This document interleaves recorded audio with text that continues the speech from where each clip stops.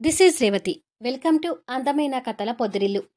Video చూస్తున్న వారికి likes, కామెంట్స్తో support చేస్తున్న వారికి thank you so much. Last ఎపిసోడ్లో గౌతమ్ తాన్య స్కాలర్షిప్ గురించి మాట్లాడుతుంటాడు కదా, ఆ తర్వాత నుంచి స్టోరీ కంటిన్యూషన్. మహర్షి ఎపిసోడ్ నెంబర్ 31. తాన్యాకి స్కాలర్షిప్ క్యాన్సిల్ చేశాను. ఇప్పుడు ఆ స్కాలర్షిప్ని కంటిన్యూ చేయమని ప్రిన్సిపాల్ గారిని కోరుతున్నాను అని గౌతమ్ మైక్లో చెప్తుంటే, తాన్య అది విని ఒక్క నిమిషం సార్ అంటూ కాస్త కోపంగా మైక్ దగ్గరికి వస్తుంటుంది. గౌతమ్ మైక్ పట్టుకొని తాన్య కోపంగా రావడం గమనిస్తుంటాడు. నేను మాట్లాడతాను, మైక్ ఇవ్వండి సార్ అని అడుగుతుంది తాన్య. గౌతమ్ తన వైపు కాస్త అనుమానంగా చూస్తూనే మైక్ ఇస్తాడు. తాన్య కూడా గౌతమ్ వైపు కోపంగా చూస్తూనే ఆ మైక్ తీసుకుని, అందరికీ నమస్కారం. గౌతమ్ సార్ మంచితనంతో నాకు స్కాలర్షిప్ని మళ్ళీ రెన్యువల్ చేస్తానని చెప్పారు. గౌతమ్ సార్కి థ్యాంక్ యూ సో మచ్. కానీ ఈ స్కాలర్షిప్ నేను స్వీకరించాలని అనుకోవడం లేదు. నేను నా స్వతహాగానే కష్టపడుతూ చదువుకోవాలి అనుకుంటున్నాను అని చెప్తుంది. అది విని గౌతమ్ తన వైపు కోపంగా చూస్తుంటాడు. అమ్మ తాన్య, తొందరపడకు అంటాడు ప్రిన్సిపాల్ గారు.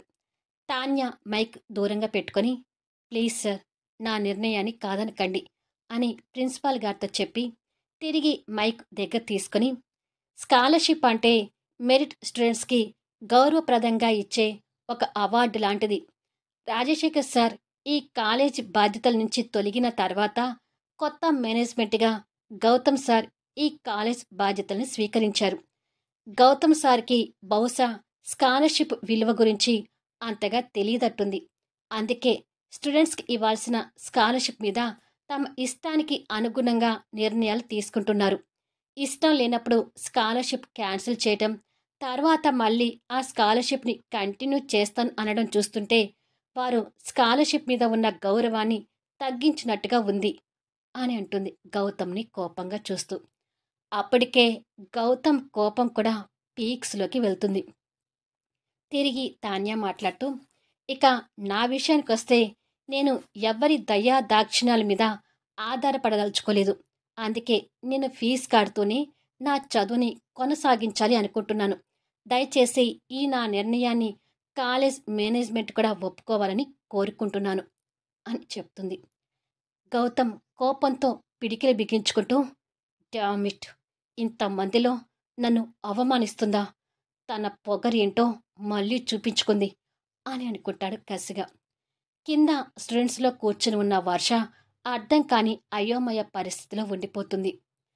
తాన్య మైక్ని ప్రిన్సిపల్ గారికి ఇచ్చి గౌతమ్ని కోపంగా చూస్తూ డయాస్ మీద నుంచి వెళ్ళిపోతుంది. తాన్య కాలేజ్ గ్రౌండ్లో నడుస్తూ వెళ్తుంటే ఎవరో తన చేతిని గట్టిగా పట్టుకొని లాగి పక్కకు తీసుకువెళ్తారు. తాన్య ఆశ్చర్యంగా చూసేసరికి తనని అలా పట్టుకొని వచ్చింది గౌతమ్ అని తెలుస్తుంది. గౌతమ్ కోపంగా తన మోచేతి పైభాగాన గట్టిగా పట్టుకుంటూ, అంతమందిలో నన్ను అవమానించినట్టుగా మాట్లాడావంటే ఎంత పొగరు నీకు? ఏం చూసుకో నీకు ఈ ధైర్యం అని అడుగుతాడు. కాస్త దూరం నుంచి వస్తున్న వర్ష వాళ్ళని చూసి అక్కడే ఆగిపోయి గౌతమ్ తాన్య చేయి పట్టుకోవటం షాకే చూస్తూ, మా బావేంటి దాని చేయి పట్టుకున్నాడు? నిజంగానే మా బావ దానికి దగ్గరవుతున్నాడా అని టెన్షన్ పడుతుంటుంది. గౌతమ్ మాటలకి తాన్య సూటిగా చూస్తూ, నా ఆత్మాభిమానమే నా పొగరు ధీమా ప్రదర్శిస్తూ అంటుంది. నీ మాటలతో నన్ను ఇంకా రెచ్చగొట్టుకు తాన్య. వర్ష మాటలు విని నేను నీ విషయంలో చేసింది తప్పు అని తెలుసుకొని నీ మీద జాలిపడి నా తప్పుని సరిదిద్దుకోబోయాను. కానీ నువ్వు అంతమందిలో నన్ను అవమానిస్తూ నీ అహంకారాన్ని చూపించావు అని మాట్లాడుతుంటే, ఇక ఆపుతారా సార్ అంటుంది కోపంగా చూస్తూ. తాన్య అలా అనేసరికి గౌతమ్ సైలెంట్ అయిపోయి తన వైపు చూస్తుంటాడు. వర్షాకి వాళ్ళు కనిపిస్తున్నారు కానీ వాళ్ళ మాటలు వినిపించడం లేదు. వాళ్ళు ఏం మాట్లాడుకుంటున్నారో తెలియక జుట్టు పీక్కొనే పరిస్థితిలో ఉంటుంది. ఎవరికి కావాలి మీ జాలి? నన్ను చూసి జాలి పడ్డమంటే నాకు ఇష్టం ఉండదు.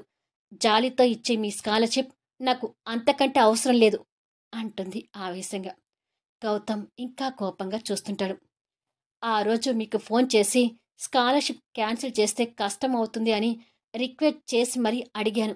అయినా వినిపించుకోకుండా మీకు కాబోయే భార్య మాటలు విని నా స్కాలర్షిప్ క్యాన్సిల్ చేశారు.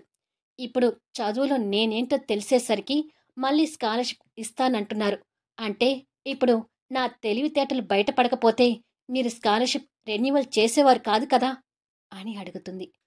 గౌతమ్ దగ్గర సమాధానం లేక మౌనంగా ఉంటాడు. ఈ స్కాలర్షిప్ విషయంలో రేపు నాలాగా ఇంకొక స్టూడెంట్కి అన్యాయం జరగొద్దని మీకు బుద్ధి రావాలని అందరి ముందు అలా మాట్లాడాను అంటుంది ఎదిరించి. ఏయ్, ఎవరిని పట్టుకుని బుద్ధి అని మాట్లాడుతున్నావు అని అంటూ తన చేతిని ఇంకా గట్టిగా నొక్కి పడుతుంటాడు. తప్పు చేస్తే వాళ్ళని ఎదిరించడం మాత్రమే తెలుసు కానీ వాళ్ళు ఉన్న హోదా గురించి ఆలోచించడం నాకు తెలీదు అంటూ గౌతమ్ చేని కోపంగా విడిపించుకుంటుంది. ఎంత పొగరు నీకు! ఆ రోజు నా సూటికి బురద పూయడమే నేను సహించలేకపోతున్నాను అంటే ఈరోజు డయాస్ మీద ఇంకో విధంగా అవమానించావు. ఇంతవరకు ఆడవాళ్ళ నాకు ఎవరు శత్రువులు లేరు. ఇక నుంచి ఆడవాళ్ళలో నా మొదటి శత్రువు నువ్వే అంటాడు కోపంగా. మీరు నన్ను ఇప్పుడు శత్రువని అనుకుంటున్నారేమో. నా స్కాలర్షిప్ క్యాన్సిల్ చేసినప్పుడే మీ నాకు శత్రువు అయ్యారు. అప్పటి నుండి మిమ్మల్ని నా శత్రువుగాని భావిస్తున్నాను అని చెప్పి కోపంగా వెళ్ళిపోతుంది. గౌతమ్ కోపంగా పిడికిలు బిగించుకుంటూ, ఈ అమ్మాయి కనిపించినప్పుడల్లా నా ఇగో హట్ చేస్తూ ప్రవర్తిస్తుంది అని అనుకొని కోపంగా అక్కడి నుంచి వెళ్ళిపోతాడు. తాన్య అక్కడి నుంచి వస్తుంటే కాస్త దూరంలో వర్ష తల గోక్కుంటూ నిలబడి కనిపిస్తుంది. తాన్య వర్ష మీద కోపం తెచ్చుకుంటూ, అసలు చేసిందంతా ఈ రాక్షసే అని తిట్టుకుంటూ ఉండగా వర్ష తాన్యాకి ఎదురుగా వచ్చి, మా బావ నువ్వు ఏం మాట్లాడుకున్నారు? మా బావ నీ చెయ్యి ఎందుకు పట్టుకున్నాడు అని అనుమానంగా అడుగుతుంది. తన మాటల్లో అనుమానాన్ని తాన్య గ్రహించి, నీ మాటలు విని నా స్కాలర్షిప్ క్యాన్సిల్ చేస్తాడని బాధపడుతూ స్కాలర్షిప్ తీసుకోమని నన్ను బతిమలాడుతున్నాడు. ఎంత ప్రేమగా బతిమలాడుతున్నాడు తెలుసా? నేనంటే దాదాపు మీ బావ మనసులో లవ్ ఏర్పడింది. ఇదంతా ఆ ముద్దు మహత్యమే. మా ఇద్దరికి అలాంటి మూమెంట్ రావడానికి నువ్వే కారణం వర్ష. అందుకే ఈ విషయంలో నీకు థ్యాంక్స్ చెప్పాలి. థ్యాంక్ యూ సో మచ్ వర్ష అంటుంది ఫేక్ స్మైల్ ఇస్తూ. అది విని వర్ష బిత్తరపై చూస్తుంటుంది. మీ బావ పైకి కనిపించడు కానీ బాగా రొమాంటిక్ పర్సన్ అని సిగ్గు నటిస్తూ అక్కడి నుంచి వెళ్తుంది. వర్ష షాక్ అవుతూ, ఈ నేలలో బావలో నాకు కనపడని రొమాంటిక్ యాంగిల్ దీనికెలా కనిపించింది అని అనుకుంటుంది. తాన్య కొంత దూరం వెళ్ళి తిరిగి వర్ష పరిస్థితిని చూసి, దీంతో ఇలాగే ఆడుకోవాలి. ఈ బావ మరదలు లారీల కొద్దీ పొగరు పెట్టుకొని నన్ను పొగరబొద్దానిగా క్రియేట్ చేస్తున్నారు అని తిట్టుకుంటూ వెళ్తుంది. అసలే బాధలో ఉన్న వర్షకి గౌతమ్ దగ్గర నుంచి కాలొస్తుంటుంది. అమ్మ బాబోయ్, ఇప్పుడు బావ నన్ను ఎన్ని మాటలు అంటాడో అని అనుకొని ఫోన్ లిఫ్ట్ చేసి, హలో బావా అంటుంది భయంగానే. అర్జెంటుగా ఆఫీస్ రూమ్లోకి రా వర్ష అని గాండ్రిపు లెవెల్లో చెప్తాడు గౌతమ్. ఆ గాండ్రింపుని విని భయపడుతూనే, వస్తున్నాను బావా అని చెప్పి వెళ్తుంది. కాసేపటికి గౌతమ్ వర్ష మీద సీరియస్ అవుతూ, తాన్య మీద నాకు లేనిపోనివని ఎందుకు చెప్పావు అని అడుగుతాడు. అది బావా, తను నిజంగానే అందరి చదువులు డిస్టర్బ్ చేసి తను అన్నిట్లో టాప్ నిలిచింది అని అంటుండగానే, షటప్ వర్ష, ఇంకా తాన్య చదువు గురించి చాడీలు చెప్తే నమ్మటానికి నేనేమి పిచ్చివాణ్ణి కాదు. నీ వల్ల ఒక మెరిట్ స్టూడెంట్కి నష్టం జరిగింది. అది కాలేజీకి ఎంత చెడ్డ పేరో తెలుసా అని అడుగుతాడు. వర్ష తలదించుకొని సారీ బావా అంటుంది.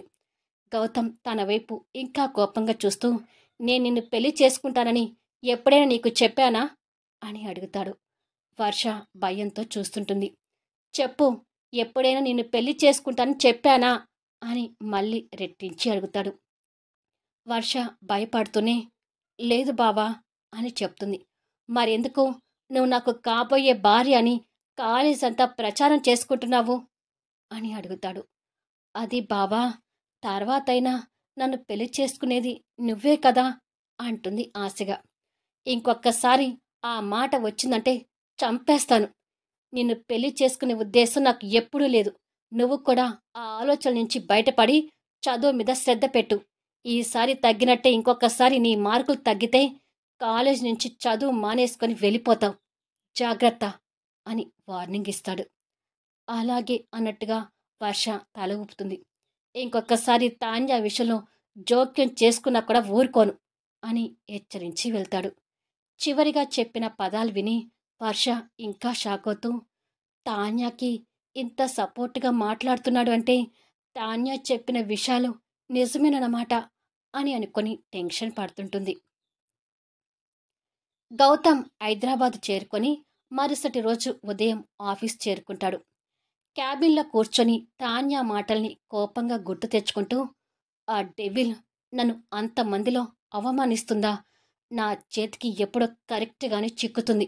అప్పుడు చెప్తాను తన సంగతి అని తిట్టుకుంటూ ఉండగా గుడ్ మార్నింగ్ గౌతమ్ అంటూ అవంతి లోపలికొస్తుంది.